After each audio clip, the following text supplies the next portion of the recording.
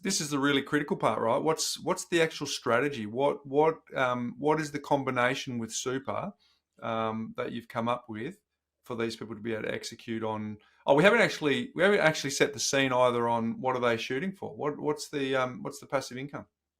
Yeah, look, they want to maintain similar lifestyle that they've got now. So we saw their spending figures earlier. So we use that as a baseline there, and if we can achieve more and get a higher goal than that, we will. So after going through the strategy, we settled on the $3,000 a week. Mm. Sounds Beautiful. like a good title for a book, Ben. So we've got $3,000 a week, and okay. So how do they do it? Tell us what do they got to buy and when? Sure. All right. Let's get into the details. So, mentioned earlier that they've got the one investment property. They're considering a second investment property. Now, we had a discussion around should we purchase a property, what we call a hybrid. Yep. So it will be an investment property, but it ticks the boxes for something that they might be able to move into further down the track if they decide they want to transition from renting to a more stable location there. Now, going through that conversation, we sort of realised the original 800 to 850 price range of a new investment property isn't probably going to tick the boxes that they would want in potential locations that they might want to settle down. So exploring using some lenders' mortgage insurance, because you could see their cash flow is great. So their limiting factor is equity and cash. Yep. So using lenders' mortgage insurance, we could push that purchase price up to 1.1, right? Give them quite a bit of flexibility to get an investment property that they could see themselves moving into to start their family. So I think it's important to labour that point, because effectively that's exactly what this sort of planning, when you're looking at cash flows, is about optimising and making sure that, because they could have just settled without any advice.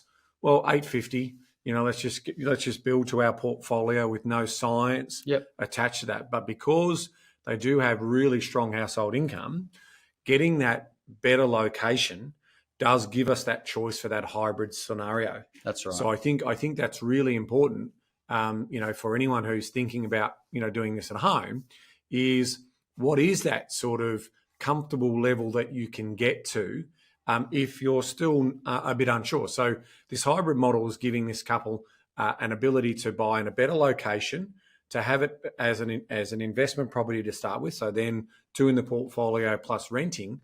But they just might decide that location, in a few years' time, is the perfect location to turn around and renovate and significantly improve that property. Yeah, that's right. So we've ticked more boxes with the one property here. So if we just went straight for a standard investment property at around 850, then we may find ourselves in 2-3 years' time now wanting to get that home, and we've used up the majority of our borrowing capacity. Middle of suburbia in some capital cities and far out. Like, in terms of 850, it's not even median house price in Sydney. So you could be absolutely in a regional town in New South Wales with that sort of price point. And Dave, it's worth talking to the nuances there, because I know when we talk to your team, they get people come in and they say, I want to be a rentvestor. But the nuances of being a rentvestor, and I think you've touched on it here, and it's worth sort of expanding on that. You've actually looked over the hill for someone who is effectively a rentvestor but looking for a principal place of residence, because quite often people go, yeah, I'll be a rentvestor, and then at some point in time their life cycle changes and they want to pivot, and it's hard. That's right. Yeah. So rentvesting can be a strategy that works, but you want to have some clarity. Are you going to stick with rentvesting for the next 20 years, or is it a temporary rentvesting? And if it's temporary, we need to be able to build some flexibility into the strategy that can accommodate a home at some point. So let's have a look at the numbers. Let's have a look at the cash flow impact and liquidity position impact, and then see basically who's doing the heavy lifting when it comes to managing and holding that asset. Yeah, absolutely. So over on our monthly cash flow graph, you can see here, as we've mentioned, surplus was very strong and comfortable. We've put in that purchase shortly in a few months there, and you can see the expenses jump up with the new lending. but it is an investment property, so income also jumps up there with the rental income. So cash flow, even after the purchase, remains quite comfortable. Yep. Over on the right here, you can see their cash position does drop there. We had to tip in some cash to pay the remainder costs. And look, that drops down to about $35,000 at the lowest point. So for a couple with no kids, that's something that they were comfortable with. Knowing that they've got strong surplus and they're going to build that back up again, dropping down to $35,000 was quite reasonable for them.